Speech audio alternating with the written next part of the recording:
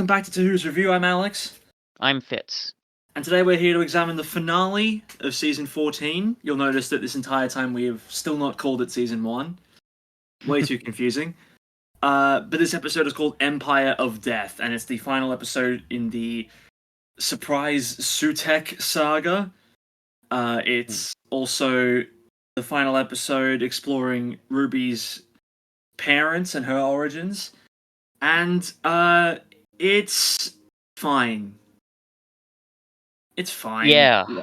I think this is the problem, right? Yeah, because I think I was really wondering, Cuff, oh god, is this gonna be one of those episodes where we have totally disparate thoughts on this? But no, I'm pretty sure we both have pretty similar opinions of this. Look, unfortunately, I assume you watched this more than once, yeah? Yes, I watched it a second time. Yeah, cool. Less than an hour ago. I didn't watch it a second time, but it was still regardless an episode where I was like, the more it sat with me, the more I was like, oh, wait a minute. Oh, man. I really wanted RTD to stick the landing with this. I was desperate for it. And if anything, I hope this proves to any naysayers that we're not just like, oh, it's Russell, he's back, therefore everything is good again. No. The man is obviously fallible. We've seen that time and again. He's just not fallible in the way that some online commenters would have you believe. In this particular case, however, I do think there are elements of this story that needed a bit more thought put in. Oh, for sure. Absolutely. Mostly regarding the last 10 minutes or so. Because I think prior to that point, the majority of it is fairly good. I think I'd go even further. I think the pacing in this episode is pretty quick. So, when you mean the last 10 minutes, do you mean like the actual the denouement where we see the conclusion to Ruby's story, or do you mean do you include the climax as well? Because I would include the climax in as in the big confrontation with Sutek. We'll get there. I think that the final confrontation with Sutek is a mixed bag for me. The stuff that we get for me doesn't really. It's not too contradictory to anything that we've seen, and it is a decent bait and switch. But okay, here's my main issue with this episode. Sure. What I was really hoping for, and I haven't seen Pyramids of Mars, but I do know that Pyramids of Mars features an extended conversation between the Doctor and Sutek regarding their ideologies and their ethoses. Let's put it that way. I was hoping to get something similar in this, but we don't. We get the Doctor runs away from Sutek, then we get the confrontation in the memory chamber or the time window or whatever it is. And that's the only proper butting of heads that we get. I don't think it was enough. I wanted a bit more out of that, because that to me is interesting. The actual mechanical way they defeat Sutek is fine, and again, it works based on everything that they set up. But he's dealt with, I really wanted, one last Doctor speech to Sutek where they were able to go back and forth when it wasn't a big dog flailing in the time vortex. I wanted something a bit more out of that, specifically. See, I wouldn't exactly say I'm the opposite, but I have a slightly differing view. The actual mechanics of how Sutek was defeated, they did bother me. They make just enough sense. Actually, no. You know what? No, I'm going to take that back. No, it doesn't make a hell of a lot of sense. It could have been worse. It could have made less sense, but there were issues with how that was executed. There was a bit where the Doctor's kind of confronting Sutek, and oh god, I've got it written down here, but it's like when he's saying, in the name of all life, I damn you, Sutek. Yeah, it's and when Sutek says, I find that good, and then when the Doctor says, then I damn you, Sutek, in the name of life itself. Now, that is it has to be a deliberate echo of similar lines that the Fourth Doctor said to Sutek in the Pyramids of Mars. Almost and that was quite good. I thought, especially given that it is a callback, it's not obnoxious, you know what I mean? It's not just no. Hey guys, remember this line? No. No, it's not a wear ace. Anyway, yeah, no, it's not. It's an interesting expansion of that dialogue, and it's different enough to keep it kind of fresh. Yeah, It's just, yeah, it's just kind of, it's pretty good, but it's essentially a one-sided conversation, right? Because yeah. even in the Pyramids of Mars, like you're obviously on the Doctor's side, right? But Oh there's yeah. still more of a back and forth between Sutek and the Doctor. The fact that there isn't that much of that here, I don't know whether that's simply because this is already an established villain. If you've seen Pyramids of Mars, you know who this being is and what they sort of represent. But anyway, so that half of the conversation was good. But yes, it's a shame there isn't more conflict.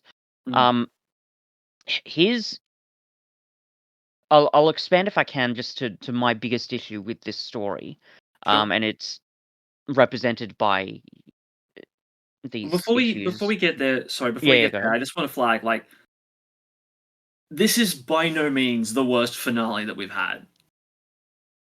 No, In no, no uncertain terms. I wouldn't even no. put this in the bottom five. Like Mm, I would even disregarding Chibnall stuff, I would probably struggle to put this in the bottom five series finales that mhm, we've had. Maybe that's a bit of a stretch. Disregarding Chibnall, it probably is bottom five, but like yeah, that's just because we've had some really good finales. So mm, like anyone who's like seeing like minor flaws in this episode and then being like, "Ha! See, I told you, Doctor Who is dead. None of this is canon. The show ended in 2017." You're no, still wrong. yeah. I Shut think up.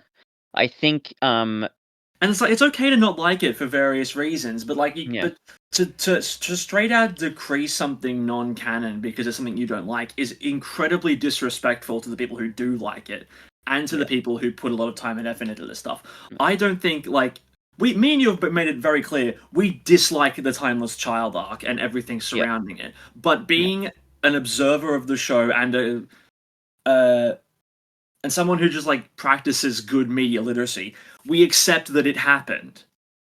yeah. I mean, it similarly goes back to all the things I've said about the Moffat era. Hmm. When I watched it in of of what it. Nope, I'm going to rephrase that. That's terrible. The amount of the Moffat era that I saw initially when I was, a, a lot younger and a lot stupider than I am now.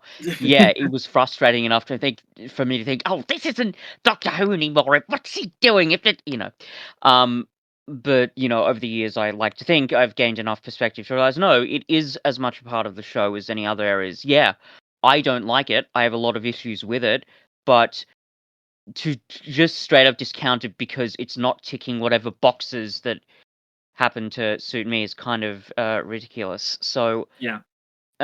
yeah, yeah, like I yeah, disliked it then, but I've now realized that if you, for example, if you're a big Moffat fan, and I know a lot of people were, Yeah.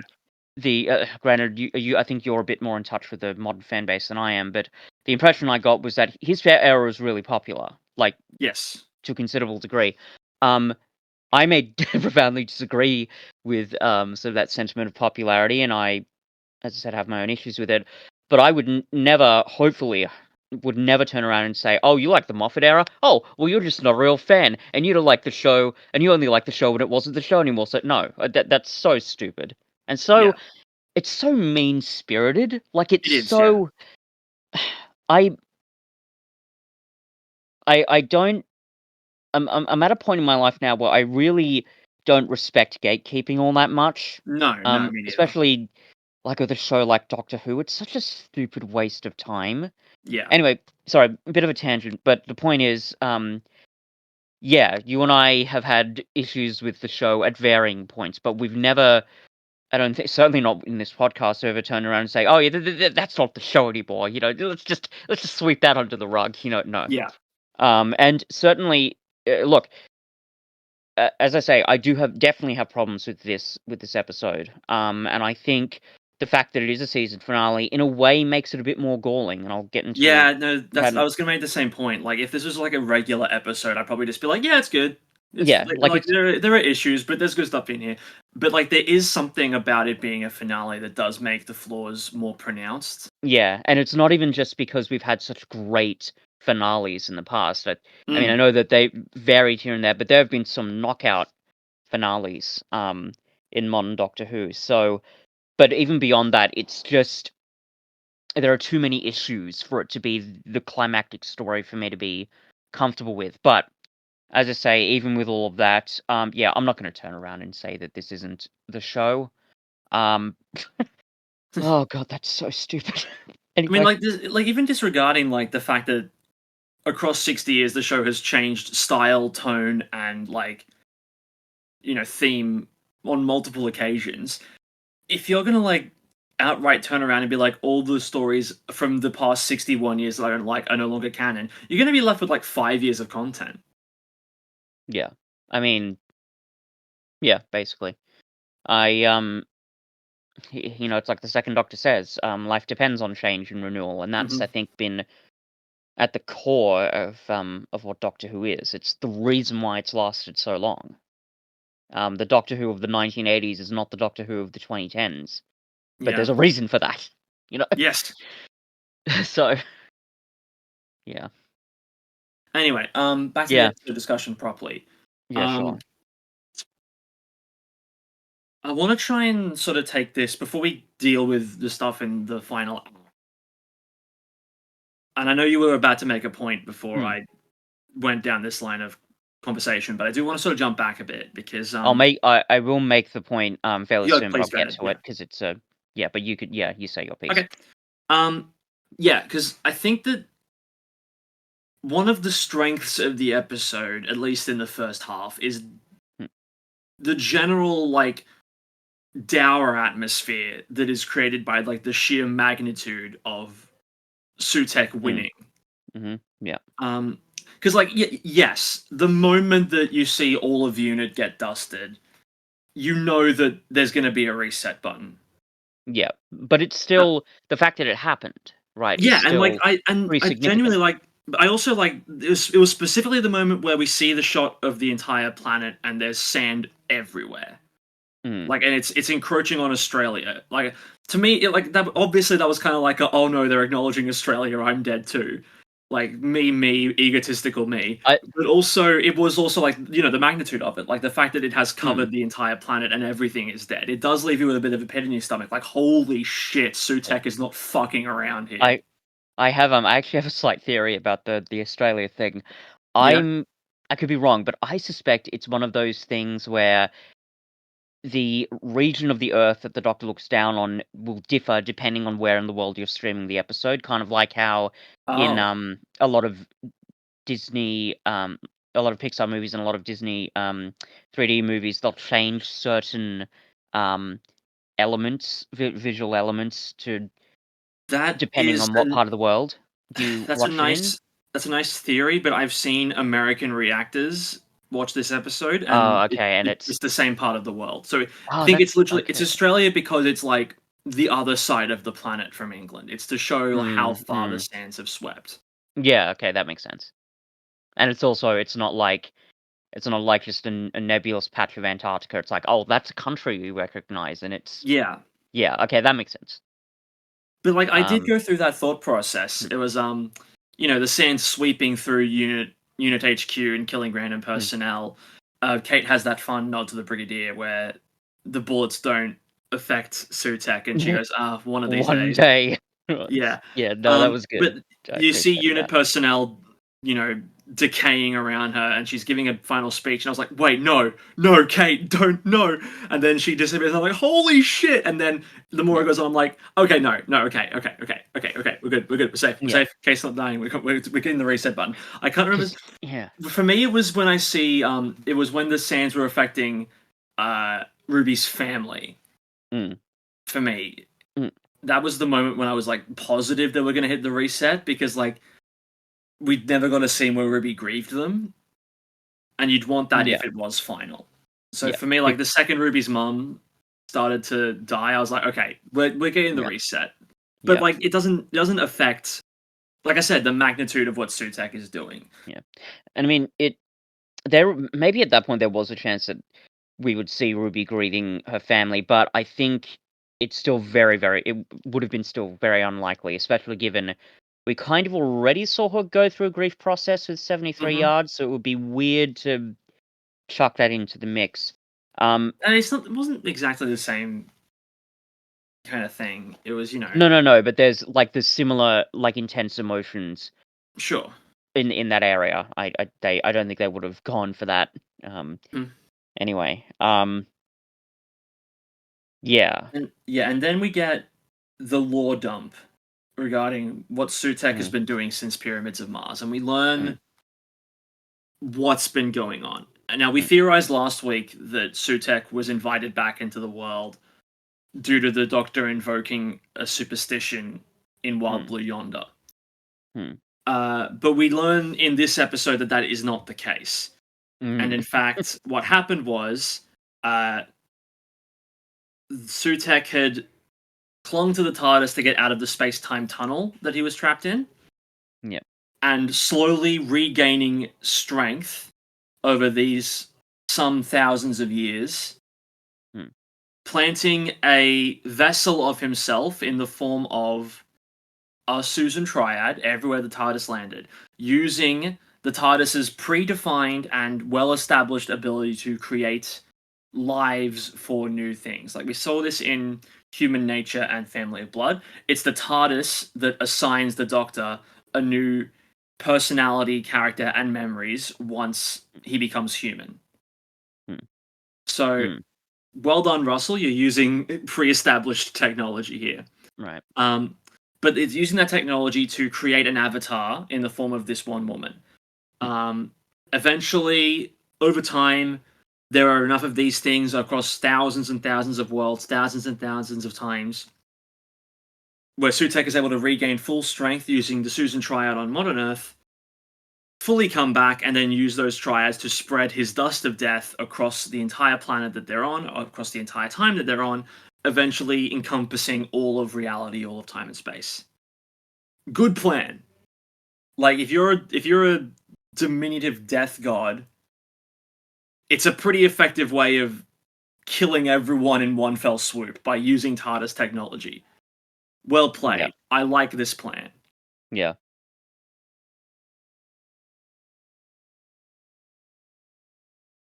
I said that like I had a follow up. I don't. I just think I it's was a gonna say, genuinely good.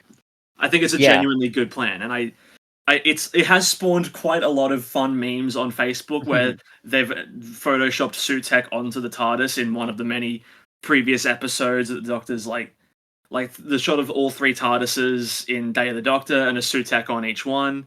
Mm, Obviously, it's fun to think about him like legitimately like consciously clinging on, but it's clearly like a less tangible thing that he's doing in those situations. He's not like legitimately waiting on the TARDIS the entire time. I hope somebody makes, like, a brief clip of the bit in The Five Doctors where the 5 TARDISes move out from each other, and I we mean, just get an image of, like, a dog on each one of well, them. Sutek would only be on one of those TARDISes because the first three TARDISes to leave are from the first three Doctors, and Sutek hadn't Mm. encountered the Doctor at that point. Yeah, I guess so. Right. It does mean, though, that when all 13 Doctors come back to save Gallifrey, there are 10 Suteks there. Oh, man. I suppose, and it's kinda good in a way, it's canon shaking over canon breaking, I guess you could say. Well, yeah, Um, exactly. This isn't a situation where, like, if you think about it for a second, you go, "This doesn't make any sense." It's a no, it situation where if you works. think about it for a second, it goes, that's pretty funny." Anyway, Mm. Yeah. Um, like I said, the episode is pretty clear in showing he becomes like part of the TARDIS in like sort of like a intangible way. Like I said, so mm, it's not as crazy as thinking about Sutek just like hanging around for 2,000 years, going, "Now what?" Like it's not the same yeah, thing. yeah. Um, yeah, it all makes sense. Mm, It's a bizarre idea, it and is. even quite a risk in terms of how weird it is, but, then again, that's kind of the hallmark of Doctor Who.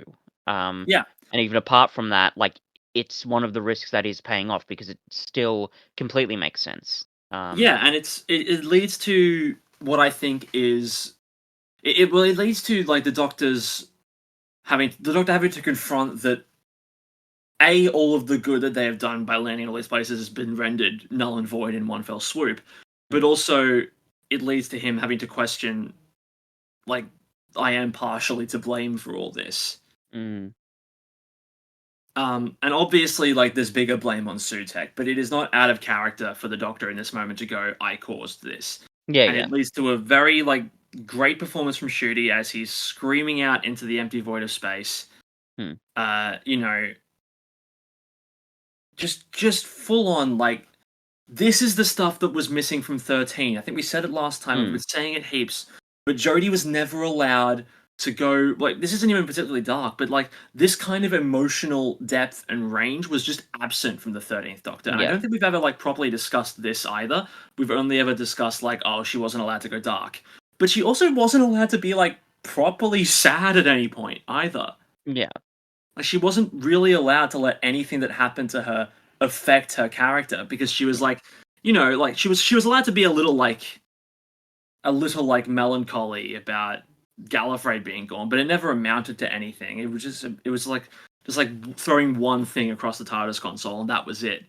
This is like properly okay, we're seeing how things are affecting the Doctor again. Thank fuck. Mm. Yeah. Yeah, I mean, we've talked about this throughout this season, but the level of confidence in Shooty's Yeah. performance, I think helps sells the whole thing. But as you say, it's it's obviously his acting ability, but also the writing that he's been given that allows him to really experience all these ranges of emotions. I still think for me, the ending of Dot and Bubble is his best moment this season, Oh, but sure, yeah. this, as you say, there's a similar thing here. The Yeah, yeah. range is all there, and the fact that he can switch from these emotions very quickly is Mhm. really testament to his performance. Um, yeah, it's really exciting, I have to say. Yep. We get this fun little nod to Tales of the TARDIS, which, if you don't know, is this sort of like kind of anthology thing that's been happening for a little bit now, where previous Doctors and Companions will have like short conversations with each other, Mm. and this is the set that they use for it. It's the Memory TARDIS. Um, Mm. it's the amalgamation of the time window and Ruby's memories of the TARDIS create a new TARDIS. I'm okay with that because TARDIS technology and Time Lords and blah blah blah. Yeah, I And was it's they make it clear as well that surprisingly like okay with it too. yeah, well, I think it's because like they make it clear that like it takes a lot to keep it active and keep it real, as opposed Yeah, to just being like, oh, we've got a new TARDIS now, off we go. yeah. There's a like the TARDIS itself is established as having a lot of power, and given Hmm. that we're also using this weird time window technology, it's not unreasonable. I think that No, that something this strange would happen. Um, and it again, it's just a testament, I think, to what RTD's been doing this season. Like there are callbacks and stuff, and references to the old series, um, but none of it feels cheap, or at the very least, very little of it does. It all hmm. has a purpose, which is kind of great. Yeah, yeah, totally. There are obviously many, many Easter eggs in this memory TARDIS. Yeah, yeah, Um, that was fun. I've got like there's heaps here. So we've got I'm not gonna read them all, but Hmm. Handles is there at some point apparently. Um, there's heaps of sonic screwdrivers. Uh, Costumes, obviously. Yeah, I think Mel comes across the Sixth Doctor's outfit and then kind of remembers fondly of her adventures. Yeah. Who Um. won is there in the Hmm? background? Who won Who the won? license plate for Bessie? Oh, is it? Okay, that's not listed here. That's really cool. Yeah, Yeah, I don't yeah, that have was I fun. don't have that on my on this page. So well done for being more knowledgeable than the TARDIS fandom website. um, they use the Fourth Doctor's scarf to sort of They tie do. all the Yeah, bits together, so that was kind of fun. quite nice. Yeah. Yeah. Um. I almost forgot to mention this, but like they go on like a lengthy side quest to track down a spoon. Mm. And like as look, as effective as that scene is of showing like the utter devastation that Sutek has left in its wake, and Mm. to show that like ripples through time are causing people to be killed, even though there may not have been a Susan Triad in their exact timeline. Mm. Um, I did kind of feel like it was a bit unnecessary. Like the scene generally, in The the way scene it's sort of. generally, like I don't remember how they used the spoon, but I feel like they could have just been accomplished by using something on the TARDIS console. It did kind of feel like we're devoting a lot of time to this one character that we're never going to meet again, when we could have Yeah. instead had a lengthier confrontation between the Doctor and Sutek that was sorely Well, missing. he takes the spoon, I think he breaks it off in a bit, and then puts it in the time memory thing. Yeah. Um, something about, like, a mother's love for her child and the memory she has of it, sort of generating enough force to use it. But yeah, I see what you mean. Well, it was a scene that Uh, solved an issue that was set up off camera.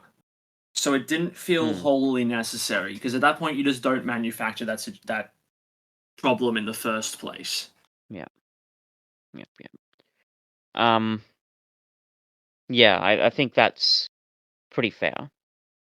I mean, as good Um, as it was to like slow down a bit after the bombastic first act mm, and like get a more like quiet scene mm, with some genuinely good acting from both actors.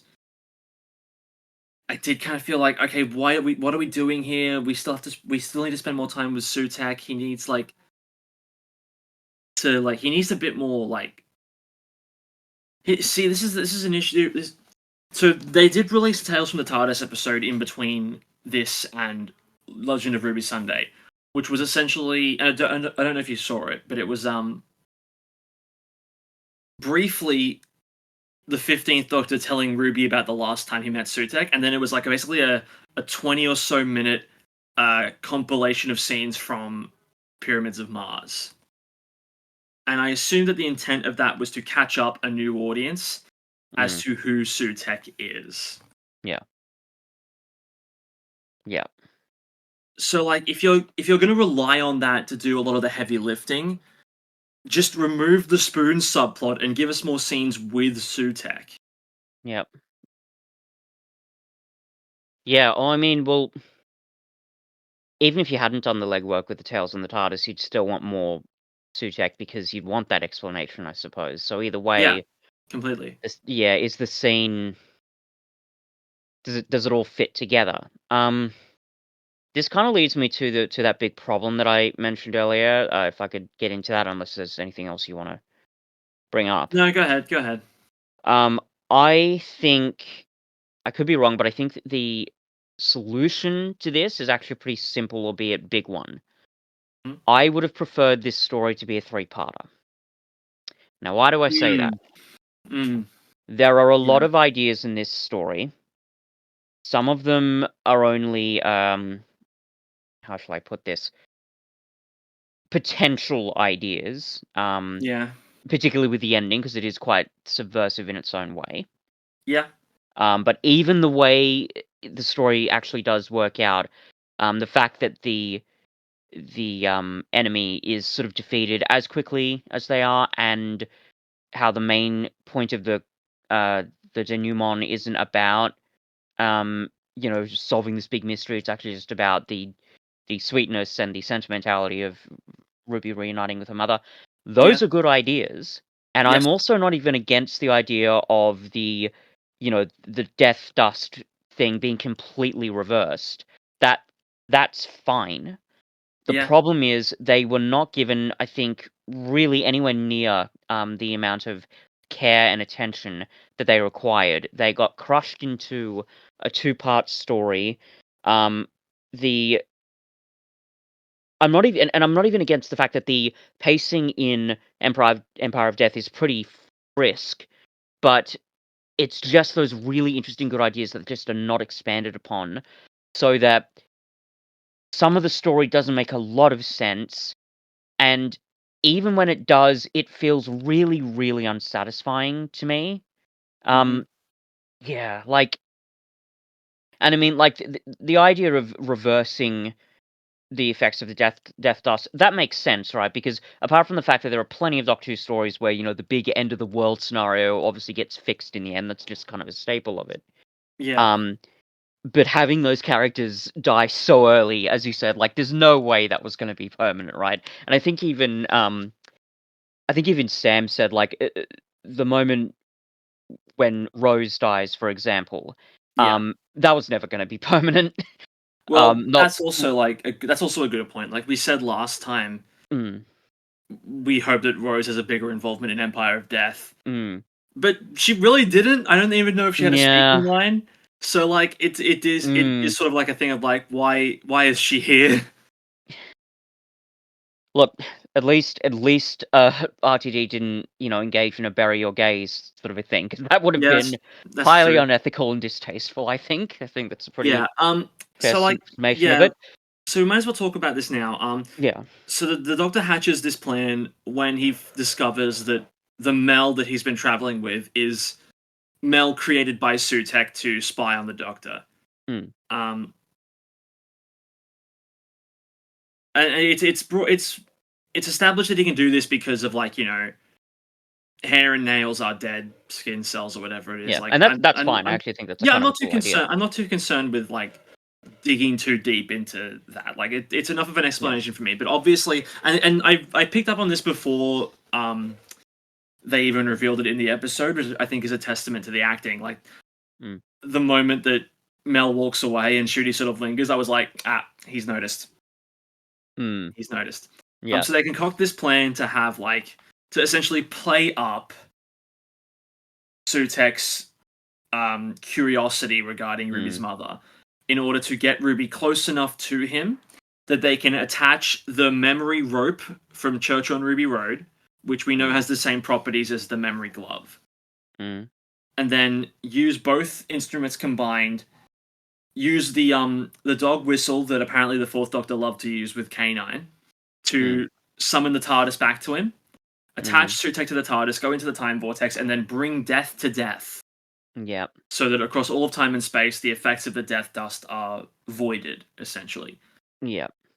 And again, like mechanically, you put all this together, it's like using technology that has already been established in a way that we know works, using like uh some more like abstract concept thought, like bringing death to death, Mm, and bringing that into a scientific um capacity. mm.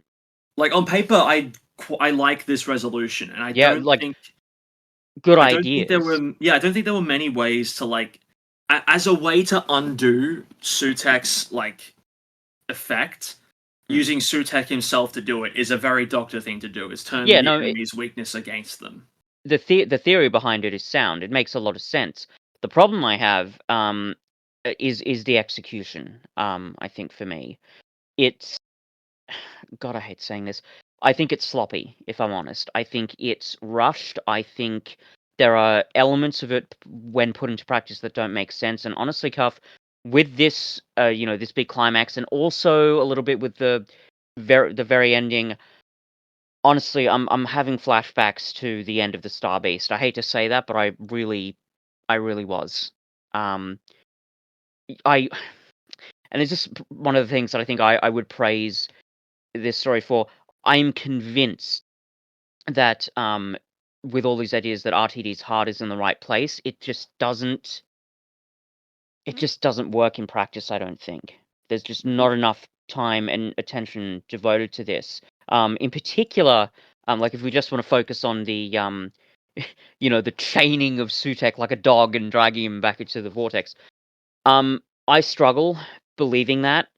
Um, Really, partly because of the events of Pyramids of Mars. And also the events of this season and this episode in particular. I mean, if we're considering them together, the Legend of Ruby Sunday. So, okay, in Pyramids of Mars, it is established that Sutek is an extremely powerful being. This is a being who can manifest visions inside the TARDIS when nothing is supposedly meant to penetrate its force field. This is a being who can transport the TARDIS with their power of their thoughts, like in a second. Even with the idea that this rope chain thing is like the gloves that we saw in Christmas Church special. on Whose Ruby name? Road. Yeah. Thank you. Even with that, it does not really make sense to me that this would really work. The idea that this cataclysmically powerful elder god, the most powerful of the pantheon, a creature that seems to be even more powerful than the Toymaker, and we've seen how powerful the Toymaker was. The idea that this thing was just going to get chained by this admittedly pretty neat piece of weird sci-fi tech and then just dragged all the way back through the time vortex, simply because he got distracted for a few minutes, that just doesn't compute to me.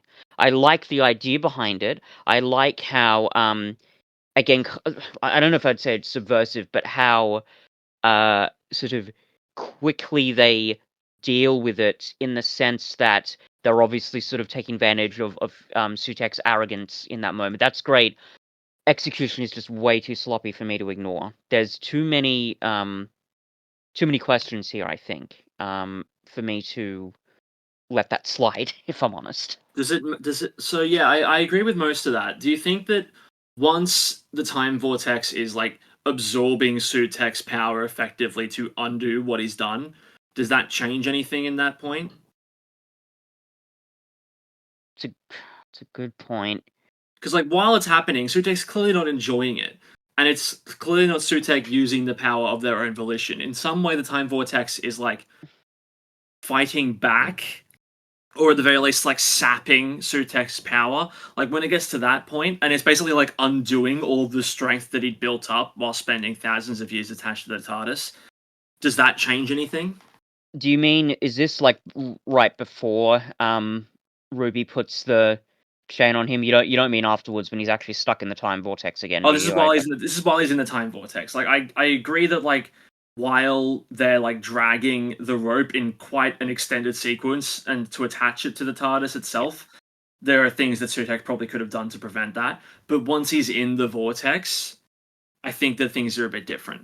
Oh no, that I'm pretty fine with, but that doesn't change how No, no, frustrating no. the chaining of this piece was. That's what really bothered me. Sure, I sure, sure. just think there is no way that a being as powerful as Sutek couldn't have gotten out of there in some way. We literally had a scene in that same room where one of these Pantheon Elder Gods turned people into balls and then turned bullets into rose petals. There's no way that Sutek couldn't have gotten out of there. In terms of him getting sort of ripped apart by the time vortex, that does make sense. But the scene before that is just so Sure. frustrating in how rushed it is. And again, Well, I'll neat ideas, but I just want these things to be expanded on. I well, want. Hmm. I'll Yeah, throw go ahead. another wrinkle. I'll throw another wrinkle onto this. And Sure. this is my main sticking point with the episode, and it ties into the whole Ruby's mum reveal later in the Uh-huh. episode, which we'll get to. Yeah. But and I had a conversation with Sam about this last night. Sam's leaning on one side of sort of the more of like I can like okay. I'll essentially explain my stance. I do not believe for a second that Sutek, who for thousands of years has had this plan to kill all life in the universe and across time, I don't believe for a moment that he would see a random cloaked figure in a church and go, huh, I wonder who that is. Like, I don't buy that. If he's planning to kill everyone anyway, what the fuck does it matter to Sutek? I mean, maybe by the end, and we'll get into this as well, the fact that the Doctor is investing so much significance into this mystery, maybe that's what clues Sutek in, because um, that sort of element of curiosity that is also established in the Pyramid of Mars. There's actually a line where Sutek finds out where Gallifrey is, like where in the universe the Doctor comes from, and Right. Sutek is like, "Oh, you're a Time Lord. What interest do you have in humans?" So there is a little bit of that curiosity, so I think Okay. and the fact that Sutek has traveled with the Doctor all this time, he clearly realizes that the Doctor is a very powerful being who doesn't just, become fascinated by mysteries of this variety just for the sake of it, right? Like that, he doesn't Sure. invest this level of fascination. So if the fascination, like if it's enough to keep the Doctor interested, it would make sense that it keeps Sutek interested. Okay. So Well, that was yeah. largely what Sam was saying last night Mm, as well. It was like the whole, and it's what Sam brought up about the episode itself, what the episode says about this whole mystery, and it's like mm, the fact that we imbue it with mm. meaning is what gives it meaning, essentially. And okay, we're here now. Let's talk about the Ruby's mum reveal. Yeah. Uh, there's obviously a big risk that you run when you set up a big mystery like this, and then you revealed that there was nothing mysterious about it in the first place. Hmm. And I've seen some people online being like, "Oh no, there's more to it for next season," and no, there isn't. Russell No, has it seems said pretty in final. Yep, Russell has said in interviews that this is directly calling out the Rey Skywalker thing from Star Wars, the sequel trilogy. Mm, Um, essentially, like for those of you who haven't seen the new movies, the first movie in the trilogy sets up a mystery regarding Rey's parentage and her like origins. The second movie comes along and says they were nobody, but you can still but that doesn't define you essentially. mm. And then the third movie comes along and says, well, your parents were nobody, but you're actually Palpatine's granddaughter. And it completely undoes any of the thematic stuff that the second movie had set Oh, up. And that's not happening. Russell clearly saw that and went, that's dumb. I'm going to do a mystery where there are no like special origins. It's just like Mm, it's mm, just someone who really cares about finding. It's a story about someone who doesn't know who their parents are and it feels incomplete in some way because of it, and tries to track them down and wants to mm, learn more about their origins and wants to learn more mm, about why they were given up. That is a good story to tell, mm, and I feel like Russell realized really early on. I think that telling a story like this with like clear and like observable emotional stakes is way more interesting than turning around in the finale and going, turns out that Ruby's mum is the Rani, mm, which is dumb. mm, So mhm, I commend Russell for that. mhm. Here's my problem with it though, and it's something that even after talking to Sam last night, I still have an issue with. Sure. When you set up a mystery like this in one movie, and then in the next movie say, here's the answer, they were nobody.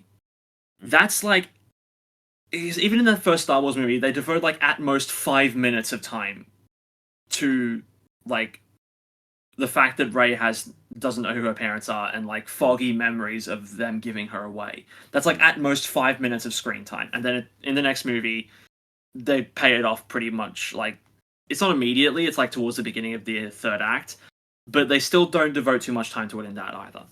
mm, Here, we get the setup to the mystery in Church on Ruby Road. But then throughout this season, we've had like multiple escalations of the mystery. mhm, In Space Babies, we see the Doctor's memory of the events change because that's mhm, the first time that we see Ruby's mum pointed something mm. essentially. In episode 2, we learn that Maestro can sense something unique within Ruby's heart. Yep. In episode 3, we see that the multiple times where Ruby has made it snow, it all of a sudden freezes when she's about to die. And also, she can make it snow. Yep.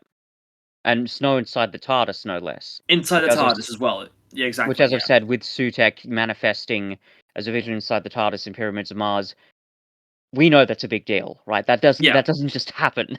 no, exactly. Yeah.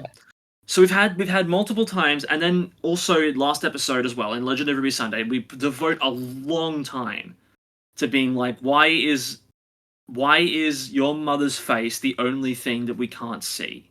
Yeah. You know, we get multiple escalations of this mystery. So when we find out that it's nobody Mm. or nobody like special anyway, Yeah. Like not a with Elder God or not not something, or not not an elder god, not a time lord, not an alien, nothing like that. just It a then norm it mm, average. we then have to go back and be like, okay, so what was the point of teasing these other things? Okay. Yeah. With Yeah. with Maestro, I can kind of just reason it away by going, "Oh, the Maestro has picked up this yearning inside of Ruby." Fine, I'm happy enough to explain it away like that. But my main sticking point has been or two actually. Why did the Doctor's memory change? How did Ruby's mom change what she did within the Doctor's memory? And two, where the fuck was the snow coming from? Mm. Neither of these questions are answered by what we're told in this story. And again, Sam last night was trying to tell me, well, again, it's about the meaning that we imbue it with. And like, I guess, but it would have been nice if either of these things had been addressed in the episode. The Because problem, it doesn't yeah. because at that point, it's basically just Sam's headcanon. And I have a real problem with a mystery setting stuff up and forcing me to put the answers together. Yeah. Especially when they devote so much time and like a considerable amount of effort into setting them up, right? Yeah. No, that makes sense. Yeah, there are a couple of things I think to unpack there. I think there has to be some meta elements to this, right? This Yeah. has got to be RTD in some way saying to the audience, see, everything you're investing in it, all those fan theories on the blogs and in your podcasts, this is what it all amounts to. Yeah. And I can understand that.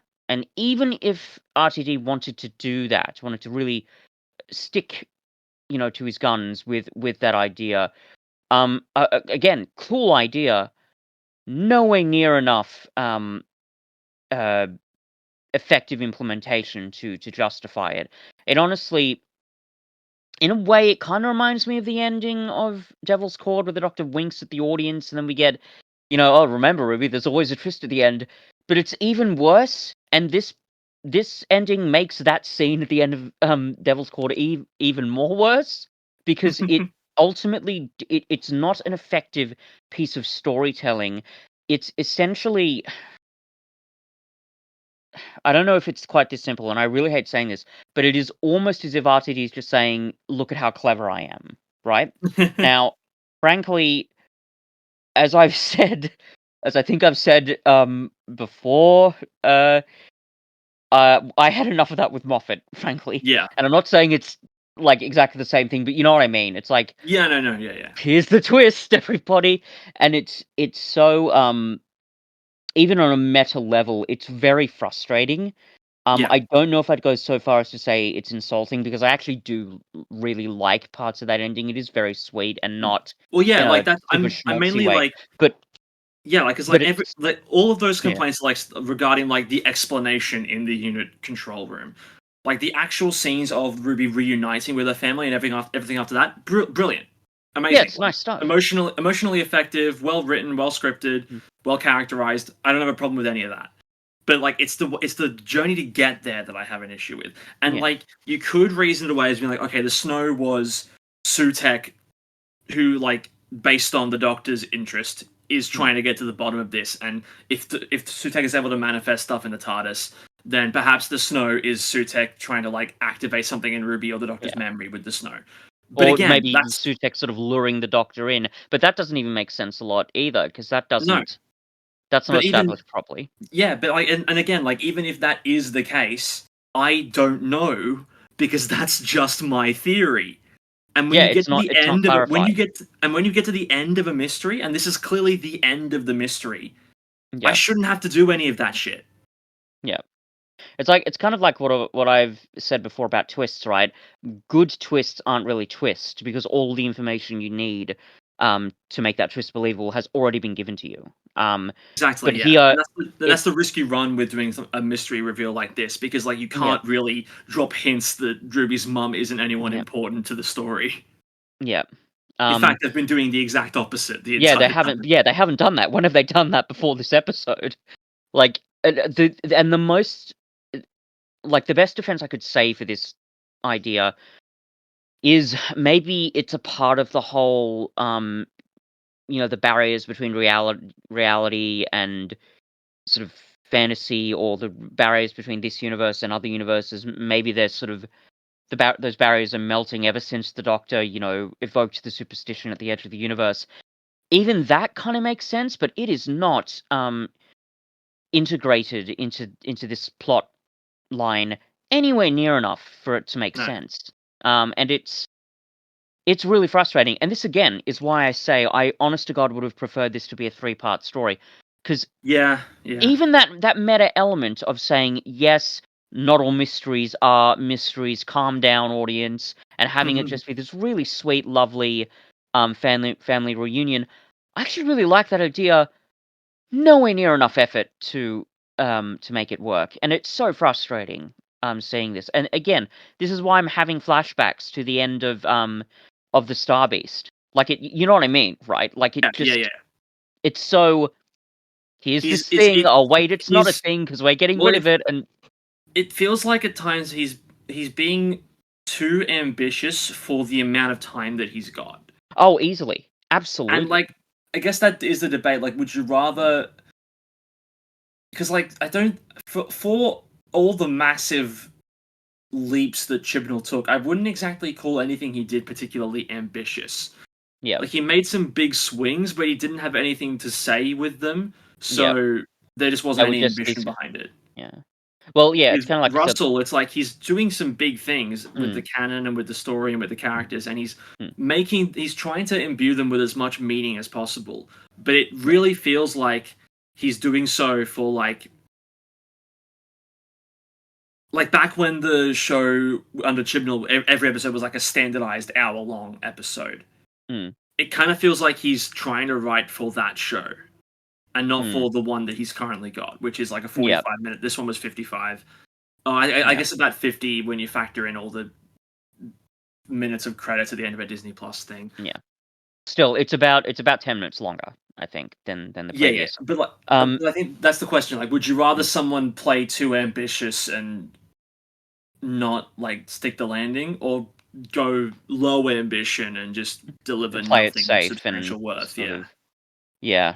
Oh, look, it is a very important question, especially, and I think it's true with art generally, but especially with Doctor Who. And as I've said over and over, one of the things I love about Doctor Who is how wild it is. Like, yeah, there are a lot of risks that Doctor Who takes with narrative that don't always pay off, but even when they don't, they're still really interesting, and not even just in the novelty of it kind of a way. There's Mm, clearly a passion for the world that goes into it, whether it be in the insane batshit nonsense that goes on in The Chase, or even, and I know we have slightly different thoughts about this, but the strange dream sequences in The Deadly Assassin.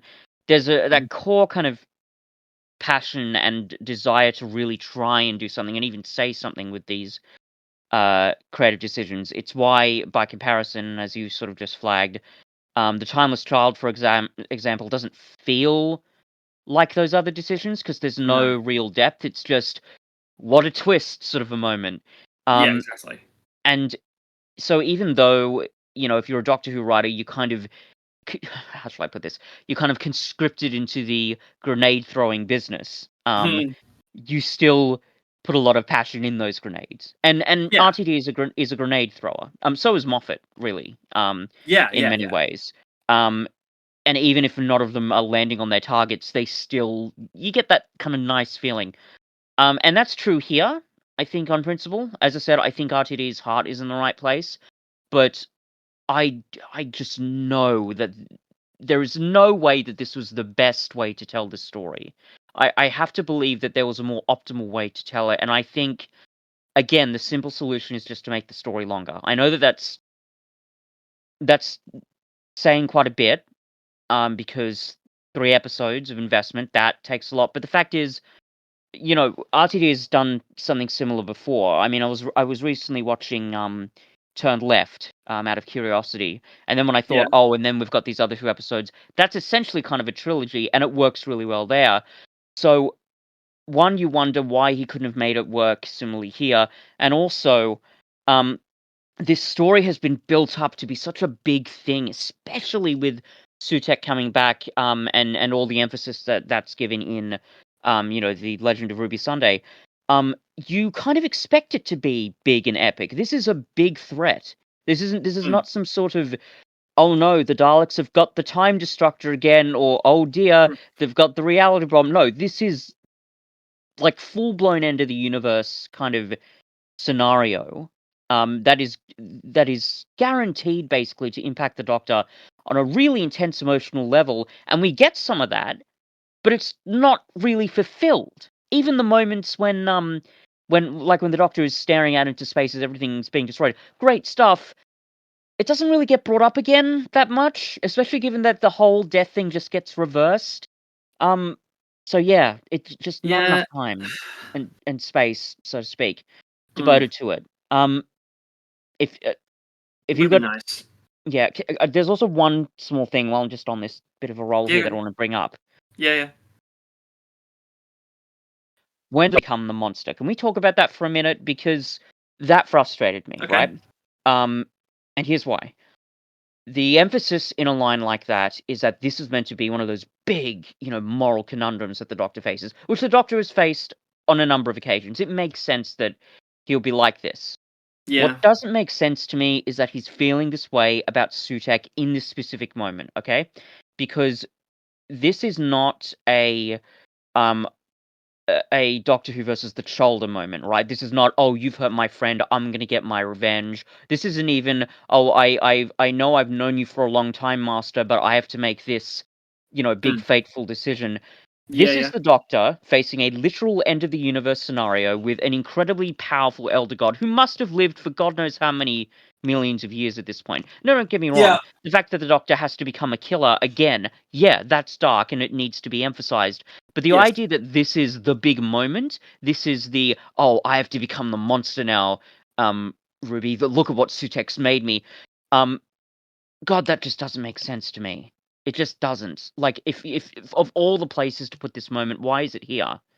And the weird thing is, as I said, we already had a moment like that in Rogue, right? So why is this getting more emphasis than that moment did? I don't. Look, it just doesn't make sense. Well, to me, it just goes back to it's the Doctor's stance on like straight up killing. Yeah, because even with the shoulder, it was like banishing them for 600 years or however long they had left in their lifespan, and I think that guess, they're like the one is arguably worse than the other, but the Doctor has always like been averse at least as often as he physically has, he's drawn a line at murder. He's killed in the past. Obviously, he's killed in the past, but it's taken him like. Even with like let's look at, for example, like let's use the example that everyone loves to use because it's arguably one of the best instances of this in the entire show. Family of Blood. When the Family of Blood have pushed the Doctor to his limits, and he still doesn't kill them, then he decides to give them all immortality in the worst possible ways. And it's shown for the dark act that it is. Even then, he doesn't kill them, right? So killing is obvious. He does awful, awful, awful things, but murder is something where he's like, okay, I have to reserve this for like clear and present threats. Yeah, like he doesn't pull the trigger. He doesn't pull the trigger. Yeah, here he's made the decision to pull the trigger, which is, I think, it's a big deal, and it's a good thing that like you said, it's a good thing that the show treats it as a big moment. Yeah. It's also the first time we've seen this Doctor properly, like, premeditate a kill. He obviously killed the Goblin King in the Christmas special. That wasn't It wasn't like he was lining up the angle, you know? Yeah. This is like his... And like, I think it's also worth noting at this point the strength of the Bogeyman in Space Babies, bringing it back to that. Like... It's a creature that was designed to be scary and to terrify the kids, and he still chooses to save it. You know, to spare it. Yeah, sure. So like, it's the first time we've seen this specific Doctor hit that moment. And yes, there's awful, awful things that Sutek has done, but he still doesn't like crossing that line. And I think it would have been. I think we would have found just as much to complain about if the Doctor had just gone by Sutek and closed the door and killed him, and then not had another thought about it. You know.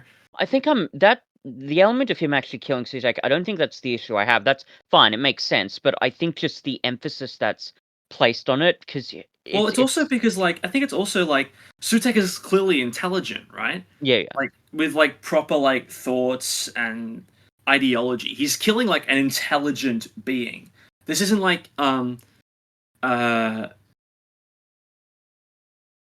well, it's also just not the same thing as like killing a Dalek, you know? Yeah, yeah, yeah, There like are Sutek hundreds and hundreds of Daleks. Sutek is yeah, unique. And the Doctor loves things that are unique. yeah. We've seen that time Um, and again. And it's obviously killing him to have to do this to such a unique, intelligent thing. I think that's also where a huge element of this is I coming from. have I have 2 small counters to that. I'll deal with this Sutek being unique thing first, and Mm. granted, I know you haven't seen, Pyramids of Mars. In the end of that story, when he puts Sutek into the time vortex, he is basically killing him, like, making him dwell there for thousands of Yeah? years, until Well, he's dead. that's banishment. That's not murder. True, but then the Doctor literally says like, he keeps saying, "Here, take another 10 for Jane." Oh, he lived for about 7,000 years. And crucially, he says to Sutek, because Sutek is part of I think, a race of beings called the Osirans. He says the time, something to the effect of the time of the Osirans is long gone, Sutek. So there seems to be an element of deliberation there. Maybe, but like I that don't know reads if to I'd me say it more that contradicts this new one I totally, don't but think it's it see that reads to me more like I'm banishing you in the time vortex until you hit old age and die. That's what that reads to me more as. Whereas this is more of oh like a yeah, yeah, no, conscious no, no, that's I'm true. using the time vortex to murder you in this Yeah, moment. yeah, yeah. I guess so. No, I guess it makes sense. The other counter in terms of like dark, scary moments, um, Rachnos children. Yeah. That, and I know that that was more one of those situations where the Doctor said to the Rachnos Queen, "I'm giving you, the choice here. Make the right choice, and I'll help you. And if you don't, you're gone." Um, but that seems to me to be, and maybe it is because it's the Rachnos children, but that seemed to be a darker and not maybe not more significant, but certainly a darker moment than what we got here. I think it may be more maybe not the concept or even the execution so much, but the tone surrounding it that bothered me. I just think because even in the moments when the Doctor isn't killing like human nature, it's still really full on what he's doing, right? Yeah. So it just felt like of all the moral conundrums, like we're doing this, Well, it doesn't really it just read to me didn't sit like a well with moral. me. It doesn't read to me like a moral conundrum though. That's the thing. It's Mm, just it just to me reads as the Doctor being like, I have to kill this thing, and I don't like that I'm going to do mm, that, but it's what I need to do, and that's why I'm a monster now. Like, there's not even a conundrum. It's just mm, that's what it is. mm, It's not like the Doctor's like mm. weighing up, being like, well, I could kill Sutek, but I could also do this other thing. Like, there's Yeah. no conundrum Yeah, being yeah, presented here. yeah. The Doctor has made the decision, Mm, just like he made the decision to kill the Rachnos children. And mm. you could argue that, like, obviously the Rachnos situation is darker. I don't even think that the show is trying to dispute that. The Rachnos Yeah. situation is undisputably darker because he's killing Yep. innocent babies. Yep. As opposed to But a it doesn't. elder But it god of doesn't. death that's Yeah, it doesn't mean that like his decision to kill an intelligent god wouldn't weigh on him in this way. mm, mm. I Like get yeah. I don't think the Yeah. episode is trying to present this as, oh, the Doctor's like tipping over and reaching this darker than he's ever gone before. Like, that's not what they're Mm, trying to do. They're just mhm. It's just the Doctor saying, I hate killing, but now I have to. Yep. That's all it is. Yeah, okay. No, I guess that makes sense. I think, yeah, I don't know, maybe it was just that line, like, "I have to become the monster."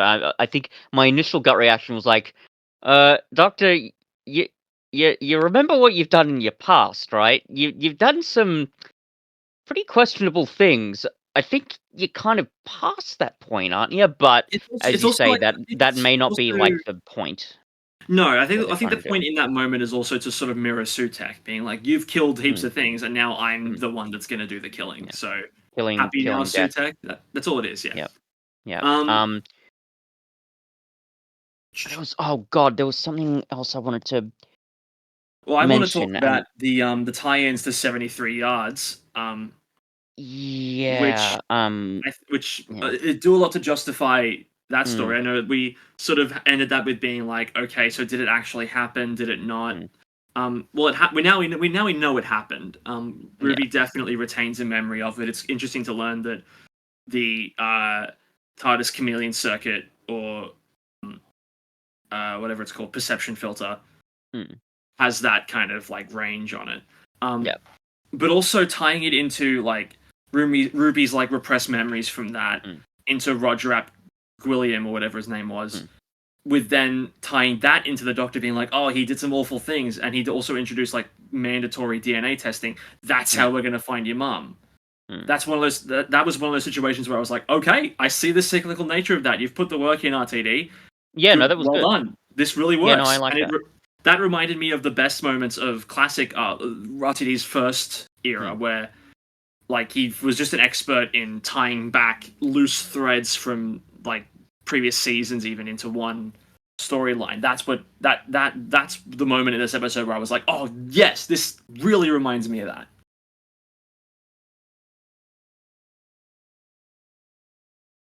But then we get to the meeting of Ruby's mother, which, like I said before, genuinely heartwarming, genuinely well acted. that was nice. Yep. I also just really appreciate that we don't see any like we may have progressed past this point, but we don't see any like with Ruby's foster mom being like, oh, she's replacing me. Will you still have room for me? There's none of that, and like No, they've clearly found a okay, so we're just like we're all cool with each other. We're one bigger family now. I like that. yeah, I like not seeing like anything combative on that side of things or yeah, toxic. Like, and and it makes a lot of sense with Ruby's like foster mom has actively mm, been helping Ruby search for her parent. So yeah, it fits their characters really well. It's just really great to see a healthy, yeah. stable family relationship with a Well, companion. well, it's interesting. Like we talk about sort of bits of subversion. That kind of is because you would expect there to be, Mm, maybe not expect, but like in other stories there would be that sort of conflict. But RTD obviously isn't doing that. But the good yeah, news is he's put in the legwork in terms of characterization. So yes, there isn't really that much conflict. But it still makes sense.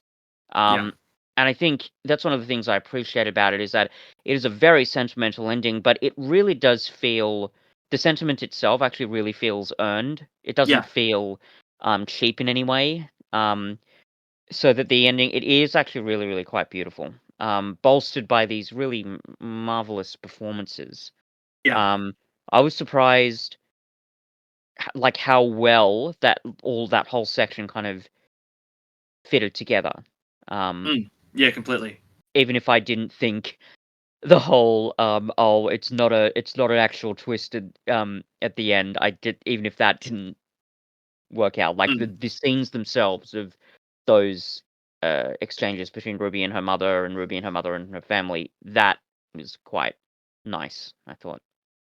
Um, and it leads to Ruby's departure from the TARDIS. Mm. And it's one that I quite like. It harkens Yeah, back same. to something like a Martha or even a Dan from Mm. the last era, where Mm. they like their circumstances change and they don't have time for TARDISing anymore. Mm. Essentially, it's Yeah. a very realistic thing to happen, and I was kind of like I was happy to see Ruby take that step and not like Mm. we're not going down a path where it's like the Clara thing where she Mm. wanted to be with Danny, but she also wanted to travel with the Doctor, and there was a conflict there, and it was kind of like messily handled and stuff. Like we don't get Mm. anything like that here. Ruby's emotionally mature enough to be like, this is what's important right now. Thank you for everything, Doctor. Goodbye. Yeah, that character arc that makes sense. Yeah, Um that yeah, as I said, RTD's put in the legwork and that ending, like the very, I very ending feels quite I satisfying. I don't quite buy the Doctor's sorrow at the end there. I would have thought he would be just like full on happy for her, and then like obviously he'd be a little upset that she's not traveling with him anymore. But Mm. like, and it's not something that I've like bought into. Like I've seen so many people be like, the Doctor's crying too much this season. Like no, Oh shut yeah, up. no, They've fuck off. found I a don't, you know, they've who found an cares? emotionally healthy way of releasing emotion, and this is how they're doing it. That's fine. But like I don't buy that he would cry when Ruby leaves because again, it's a happy ending for her. It just felt a bit self-serving to me. Um, I'll counter that with this. I think there's enough ambiguity in that moment where the Doctor's crying. We wonder, like, oh, yeah, he's sad that Companion is sort of leaving or will be maybe less involved in his life than they were. But I wonder whether it's just a moment of kind of just raw emotion, like everything that just happened sort of washing over the Doctor. So it's not I'm so sad because my friend's leaving me. It's just, wow, that all just happened. And also Yeah, maybe. the kind of, maybe not the joy, but the kind of relief that, again, this is the therapizing Doctor, and the fact that he just said, "Oh, Ruby, you help me, and you help me grow and make me think and speak about family in the way that I never have before." Yeah, that's a That's good how I point. interpret it. It's not Sure. just a poor me moment. I think there's enough ambiguity there to Yeah, fair enough. make it Okay. work.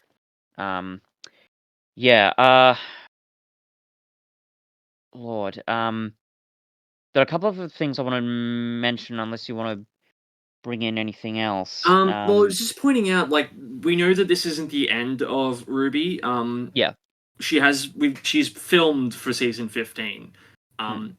In the past, there have been different stories. Like either she's leaving halfway through the second season, or she's sticking around for the entirety of the second season. And I'm Hmm. wondering now if like the latter of those might have been a statement they put out because they didn't want to reveal that she was departing in this episode, and maybe next season she's going to have more of like a Rose Noble kind of role where she's only popping up every now and then. But it Yeah. could also be that something happens at the start of season 15 that she has to come back onto the TARDIS again. I don't know how I would feel about that because it like one of the problems I have Yeah. with Clara with during her tenure was that she had too many endings, and like there were like basically at the end of every season they Hmm. found a way for her to leave the TARDIS and it would have been justified, but then she just stuck around a bit longer Yeah. and Yeah. sort of sort of wore out her welcome in my opinion. I worry about the same thing happening with Ruby, but if Russell has found a way to keep her around that makes sense, then I'm all for it. I think she's a good Yeah. character. She's not in the Christmas special. Or at least Mm. we can reasonably be assumed. It was announced a while back that Nicola Coughlin, who is in Bridgerton and Derry Girls, was Mm. going to be in the Christmas special, and I would wager Mm. that she is going to be the standalone temporary companion for that story, Yeah. kind of like how Donna initially was, and Astrid was, and Mm. Adelaide Brooke was. It's probably going to be a Mm. similar situation to that. Mm. Um, yeah, I'd agree. And I honestly, I don't think Ruby's gonna show up in a particularly big way in Hmm. the next season. I think both the way this episode has ended and sort of the things that RTD has said, I don't think we're gonna have another sort of Clara situation. I don't think. Um, We'll so see. yeah, yeah. There are a couple of other things I want to mention. There was one line when they're looking through the time mirror, and then Ruby, with fairly good reason, asks, "Oh, why all the Egyptian stuff?" And the answer that the Doctor gives is just cultural appropriation. Now, you know as well as I do, Cuff, that there are going to be certain parts of the fan base who are going to be, how shall I Yeah. put this, frustrated by a line Yep. like that. It's like, yeah, they put cultural appropriation in my Doctor Who. It's like, Yep. you know, I've seen those um, people already. yeah. Here's the thing. That is not the issue I had with that line. That well, because first off, it makes sense because that's Pyramid of Mars. It's kind of essentially what it is. Yeah. Um, but that's not the issue I had with the line. If it wants to, if RTD wants to sort of comment on the past in a meta way like that, sure, that makes sense. And having the Doctor comment that way, that would make sense because it's sort of, I think, in line with their values.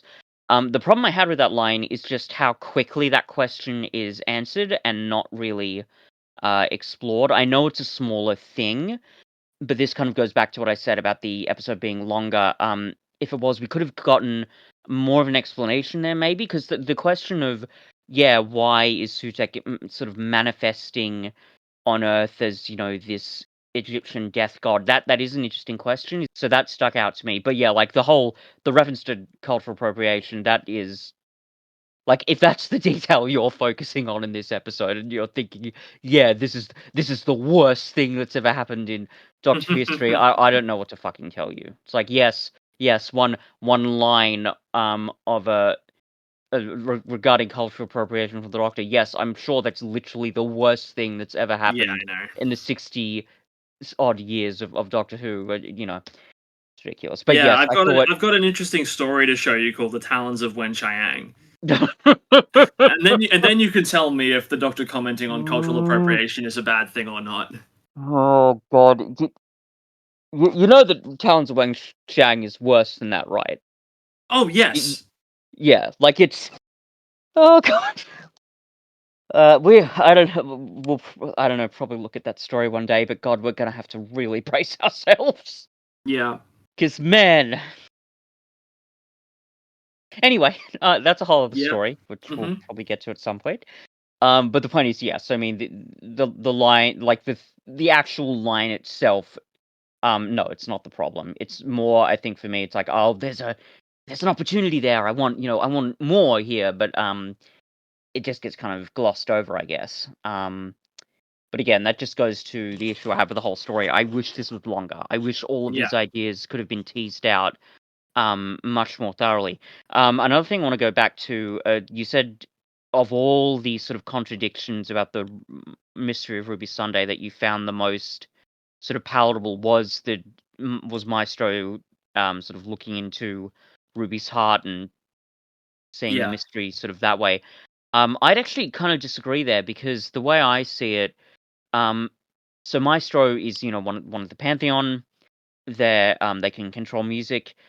You'd imagine as a being of that sort of power, they must, especially when it comes to things like creativity, they must have looked into the hearts of God knows how many mortals during their time in this universe. I So was if I it, was thinking about that as well, mm, actually. So I know what you're gonna say.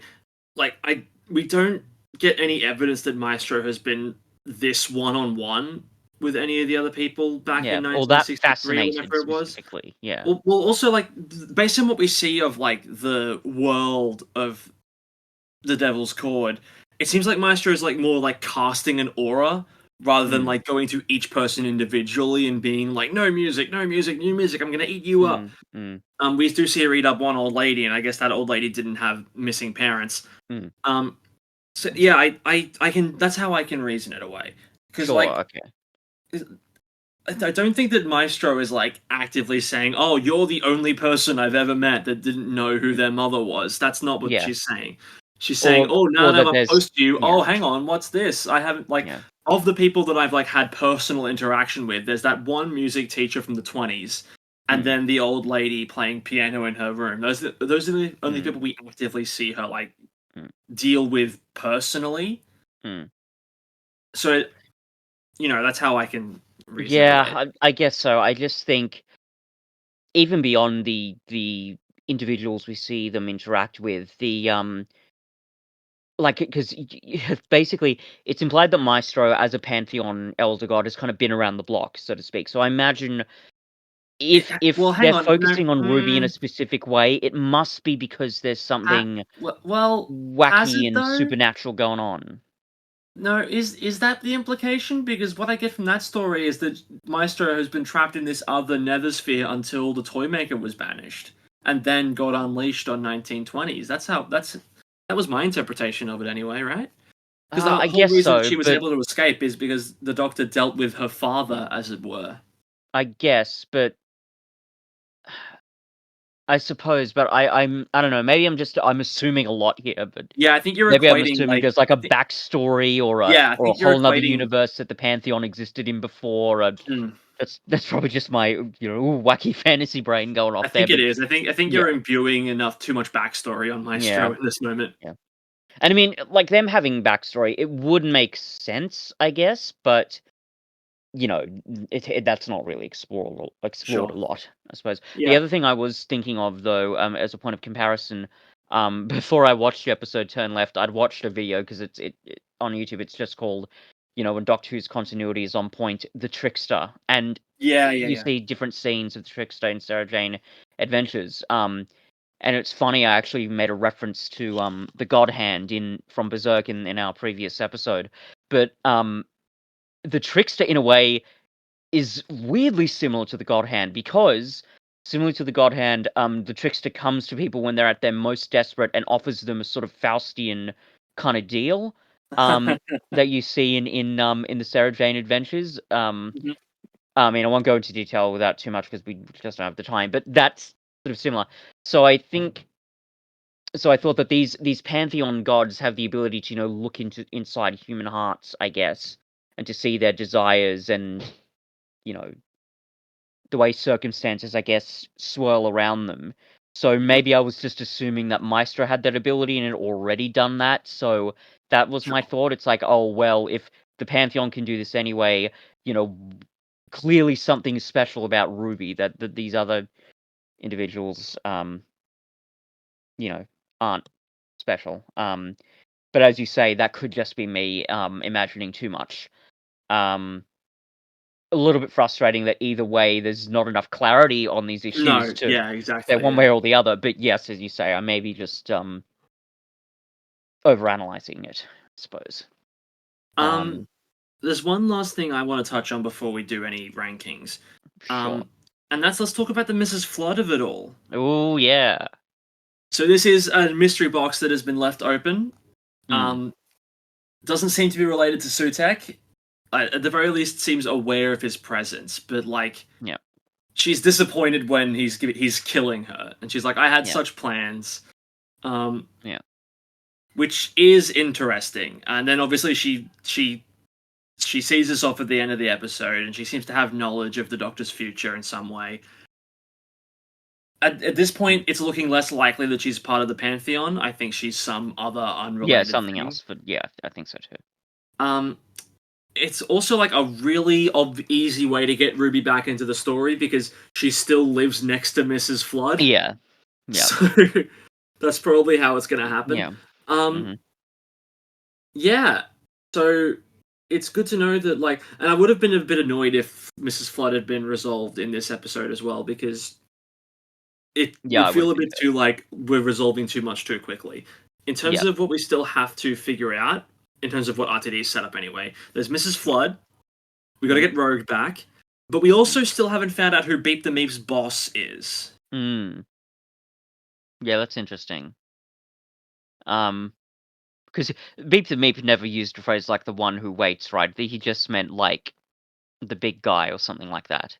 I will double check that. I'm pretty sure that the first time we heard of the one who waits, it was with the toy maker. Yep, no, that would make sense. Um, so yeah, I doubt if Beep the Meep said so. So, yeah, we've still got to sort through that mystery. There was one line actually I want to point out with Mrs. Flood, and it was a really weird, creepy line where she's like, "Oh, do you believe in the power of prayer?" And then she's like, "Then tell your maker I will come down, I will come to siege his gates of gold." And I'm like, "Wow, that seems ominous." I wonder, I wonder what that's about.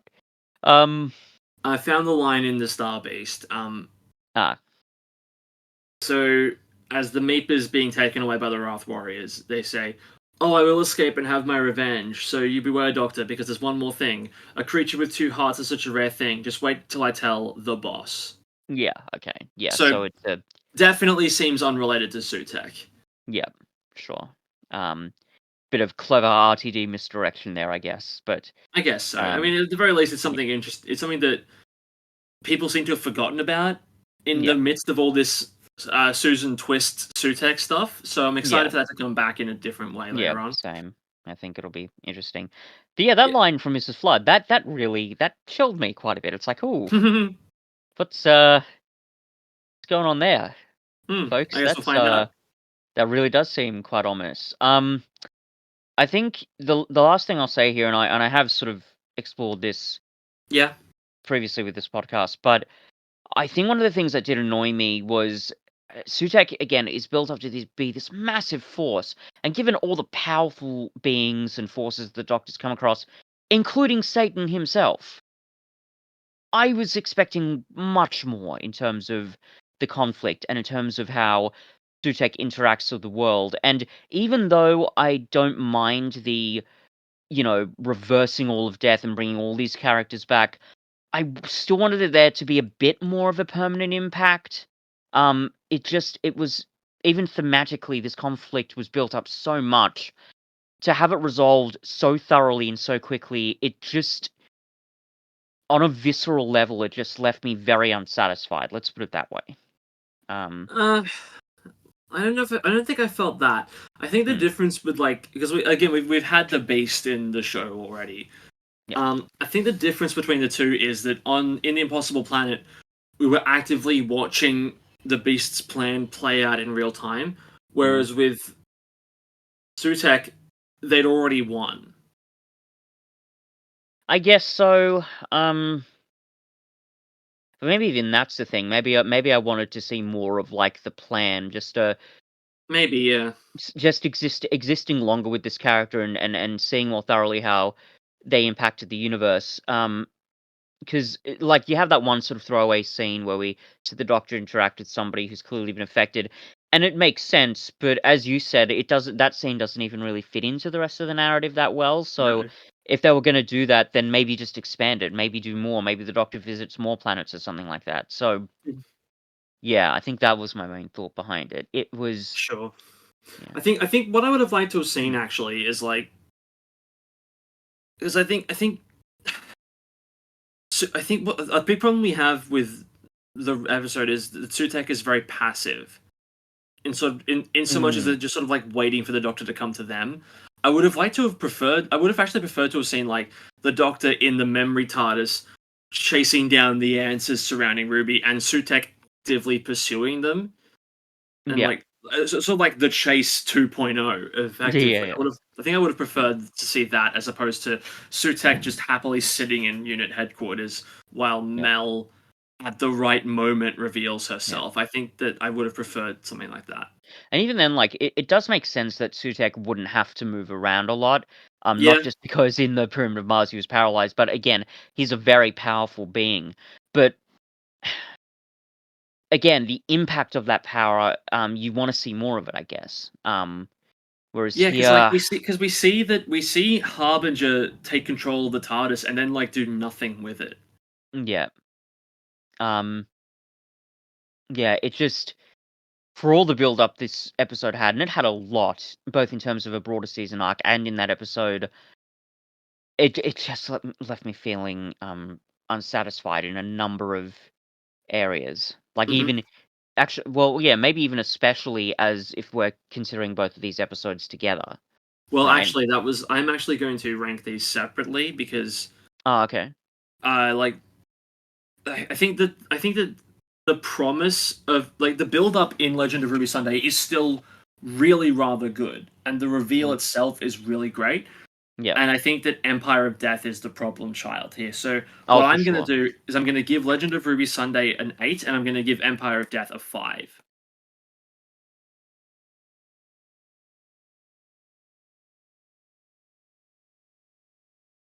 I think I might be similar. Because I was planning to do it as one episode, and I would have said 6 simply because everything in Legend of Ruby Sunday is really good, and also there's some stuff in Empire of Death that I really like, including the Yeah, very yeah, nice ending, and also, and I this is goes back to something I said earlier. Even when these risks aren't paying off, I'm convinced that RTD's heart is in the right place here, right?